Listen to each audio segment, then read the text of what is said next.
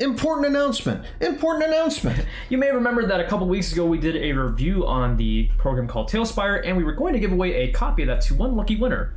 Hey, 2 Whiskey Clone, it is yours. All you have to do is send us an email at dmbrewcrew@gmail.com. Verify that you are 2 Whiskey Clone. We'll put the information down here so you see your own screen name, and we will get you that copy. Yes, congratulations, and here comes the video. Well, a new UA has just come out. We're going to be looking at Mages of Strixhaven with a homebrewer's perspective.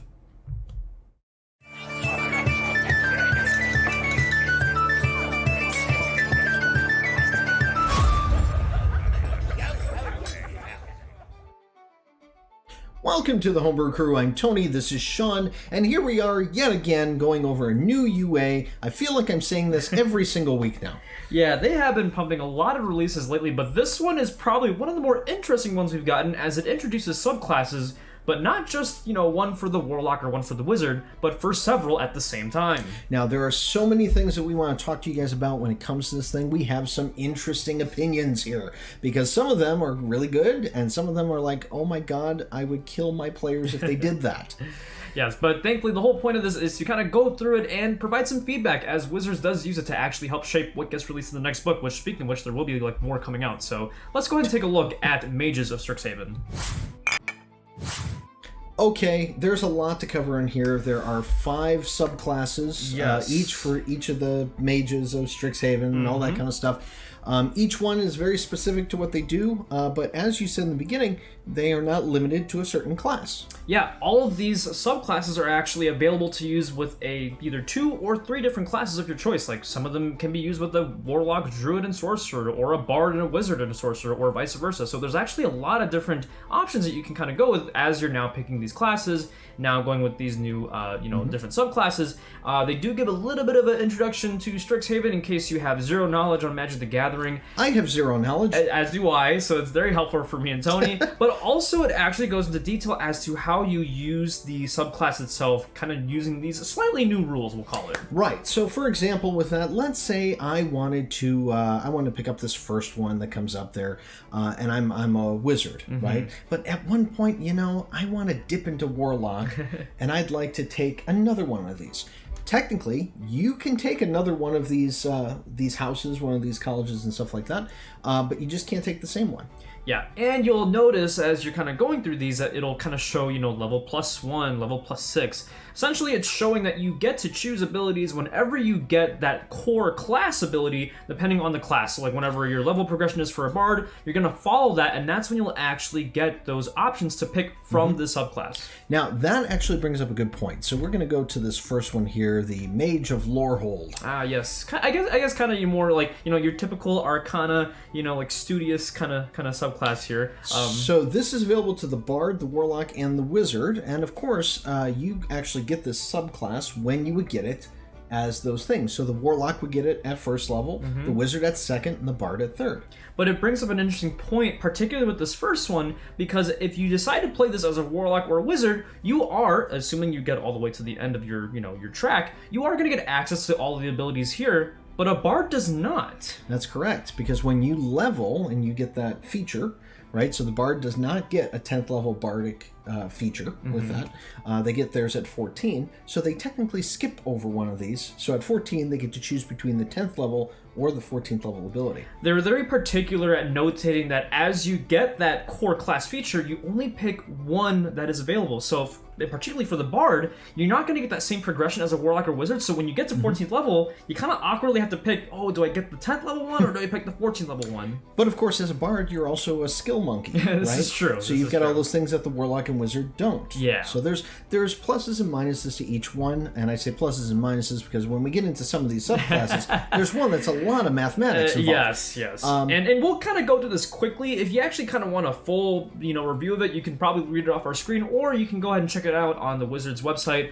But we're going to kind of give you like a bit of a summarization on these, that way we can kind of get these a little quick. Yeah, and just kind of an opinion on them, I think. There's some of the stuff with this. So this Lorehold, obviously you get some spells, great. Sacred Flame and Comprehend Languages. Comprehend Languages, whoop-de-doo.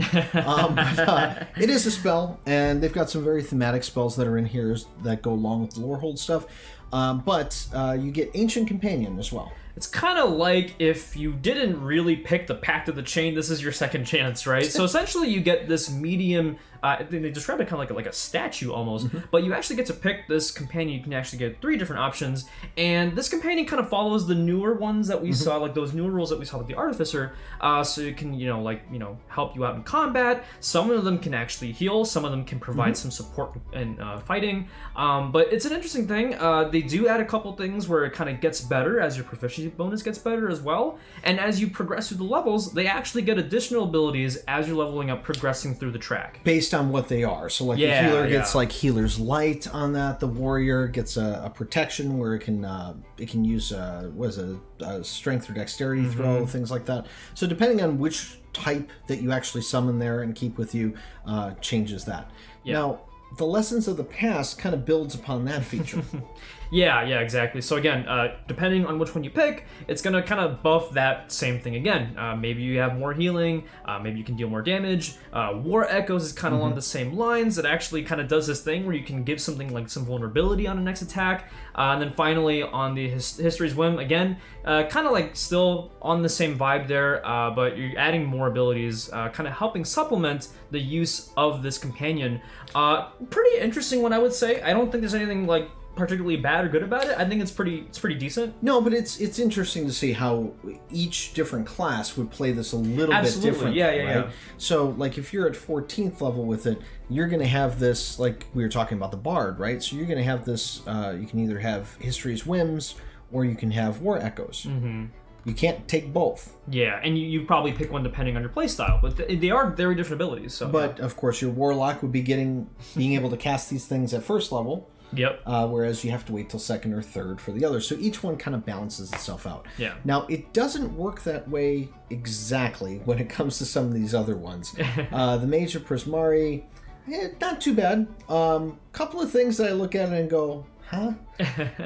For example, being able to do this awesome thing like using dash as a bonus action and doing damage while doing it. I was going to say, I think Kinetic Artistry is one of the strongest bonus actions, bonus action dash that I've probably ever seen in the game, because besides the fact that you get bonus action dash on a Druid, Sorcerer, or Wizard, mind you, depending on which one you pick, you can either kind of like warp through enemies, deal damage, knock them prone, and again, combination with your core class abilities, you can do some nasty stuff. Yeah. Think about turning into a brown bear and then using a bonus action to dash, still doing damage and knocking things prone and moving things back. Exactly. There's a little bit there. This class seems a little bit more suited towards the Druid to me than it does the other two. You do see this Thunderlight Jaunt there, which is the one you're talking about going through. Yeah, people. No opportunity attacks, pretty useful, but yeah. And then of course that the Boreal one as well, the one with the water with that, you could do that before you move away. Right. What happens is you basically knock down the person who's next to you and then move away from them. So useful to wizards and stuff, but just imagine taking that bear into battle and doing more, doing that fire damage when you're rushing in and all that. It's just, there's a lot. Yeah, and again, some of the abilities, you may notice, at least personally, I think they do kind of favor towards someone who's a lot more aggressive and more frontline. Favor Medium has this focus on kind of causing this, extra damage type and, giving resistance to, like, things that are 5 feet within you. 5 feet? Yeah, like, who's standing next to the wizard? That's what I want to know. Yeah, right. The wizard's way in the back. What, the ranger's going to get resistance to fire? Whoop-de-doo. Yeah. No, but as the druid with it, I can see the druid in there dealing some stuff because he can always wild shape, protect himself, all that kind of stuff. But as a wizard or a warlock, I don't know about that. Yeah. But then the focus expression thing comes out. Yeah. Where if you're doing these types of damage and this stuff, it changes. Yeah, it builds off of Favor Medium. So again, does extra things, dealing additional damage. Giving temporary hit points, making things not being able to take reactions. So again, building kind of more focus on someone who's a lot more closer to enemies and closer to allies. So it's a little interesting. And then now this impeccable physicality. It's just kind of like a hey, take that. Yeah, so this is interesting. So your relentless dedication and training have instilled an outstanding sense of precision and grace in your art. Well, nice art, beautiful, wonderful. You gain proficiency in dexterity and saving throws if you not already have it. Additionally, when you make a dexterity saving throw, you can treat a d20 roll of 9 or lower as a 10. Yep. There you go. You can't roll lower than a 10. Yeah, and especially, I know our spellcasters who are always failing those deck saves are very happy to hear that. Again, 14th level ability, it is kind of late game, but still really good. Yeah. Now, this one I'm not crazy about. Okay. So this one drives me nuts, actually. I'm going to be honest. Mage of Quandrix, kind of the one that focuses on numbers and mathematics and how they can use that in combat. Really cool concept. A lot of the skills here are interesting to say the least. We'll use it that way to describe it. Let's put it this way. Have you guys ever had that one player at the table that just goes, oh yeah, and I could do this, and oh yeah, I could do that, and oh yeah, I could do this?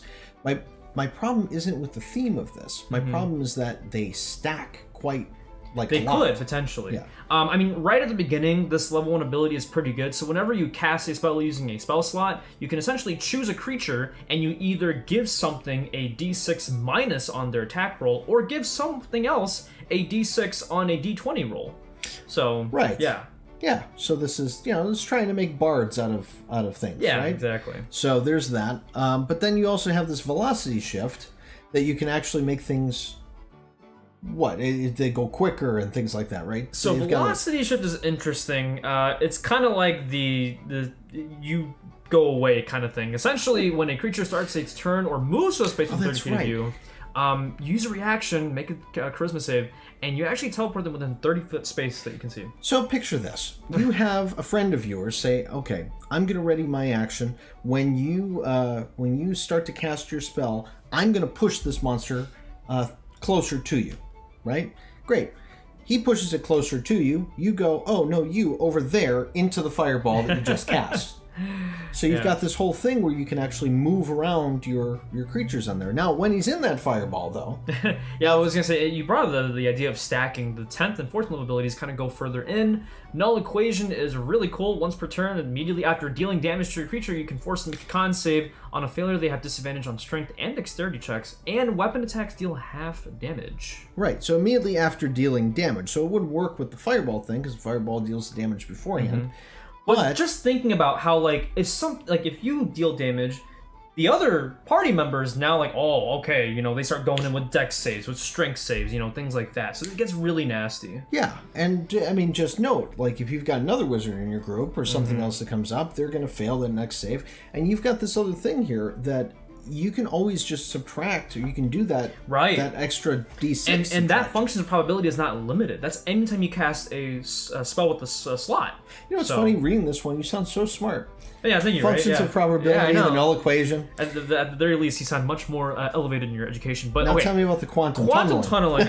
We laughed when we read this. And again, this is all playtest content, but you gain resistance to bludgeoning, piercing, and slashing damage. I know every barbarian is crying out there. Not when raging, not once per day. Always. You're just, half. But additionally, you can move through creatures and objects as if they were difficult terrain. But for every 5 feet that you move through one, you'll take 1d10 force damage. Yeah. So there's a little downside to that. But if you don't move, you're just sitting there and you're getting half damage. So we now have a wizard that can not only tell people, oh no, you over there, it can subtract things from your roll, it can make you weak to the things that it's casting, and if it stands still, it's only going to take half the damage. I will admit, as a player's perspective, this sounds so fun. As a DM's perspective, it's a little I worrisome. Look at it and go, get the heck off my table. Yeah, and you made a point how a lot of this isn't necessarily related to spell casting. I mean, obviously things activate when you deal damage or when a spell is cast, but a lot of these things are really kind of its own mechanical function,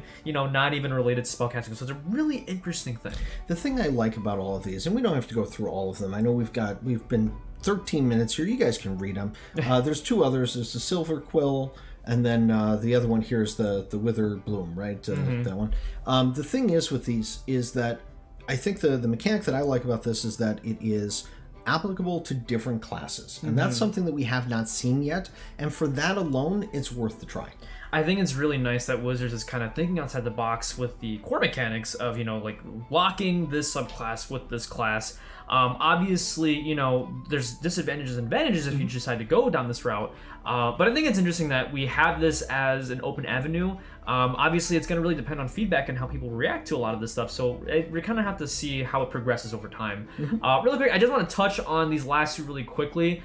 This last one is kind of like adding bardish stuff to you, but we were talking about this Inky Shroud in beneath all these like D20 rolls and like adding damage and ending conditions, and you get this Inky Shroud, this special darkness that causes 2d10 psychic damage on anything that starts a turn within that special darkness of yours. Right, so you got your 15 feet of darkness that's there, and that's usually how it goes. This you can see through. Okay, not a big deal. It's like a shadow sorcerer type thing. But with this, anything that starts its turn there gets that. You could choose to say, okay, 2d10. Not a bonus action, not an ability, not a check. As long as it's in there and starts its turn there, you can go 2d10. Yeah. And I think there should be some roll or something to that. Yeah, I don't think it should be an automatic psychic damage. Psychic being that much, resist. There's nothing that really resists psychic damage, right? Usually not. I mean, yeah, you have to kind of go out of your way to find a resistance to that. And then we got this Witherbloom one. This is the one I like the most. Yeah, I think we like this one just because, for one, it uses hit dice. Wizards. Yeah. Thank you. That's awesome. But also, I think it's probably the most reasonable one out of the bunch, and it's pretty balanced. Yeah, I think so too. I mean, there's things in this that I really, really like. It definitely is, if you're looking at it, it's green and black for sure. It is literally, casting spells, healing things, doing necrotic damage, transferring life kind of things, which is awesome. Making brews in the middle of stuff. It's like, whoa, a lot of cool stuff going on here. So this one's got a little bit of Artificer in it. This is the one I like the most. This is the one I think I would try out the most. Yeah. Everything else is okay at my table, so long as, when it gets released in one of those books back there, I'm good with it. But until then, there's some little adjustments that I would make. Yeah, as always. Now, we want to know what you guys think of this thing, so you can totally download this on the Unearthed Arcana site. We'll send the link below like we always do with it, but play test it. Let us know what you think, and be sure to tell Wizards what you think. Yes, the only way that you'll ever see things make it into a book, or if things get better, is to actually let them know what's going on. They love it when they get feedback on this playtest content. Also, just to let you guys know, we actually do review other homebrew stuff, not just stuff from Wizards of the Coast. If you want to check that out, you can go ahead and subscribe down below. We do a lot of different homebrew classes, races, monsters, pretty much every other week, so be sure to check that out. And remember, the best campaigns are always the ones that are homebrewed. So until next time, keep brewing.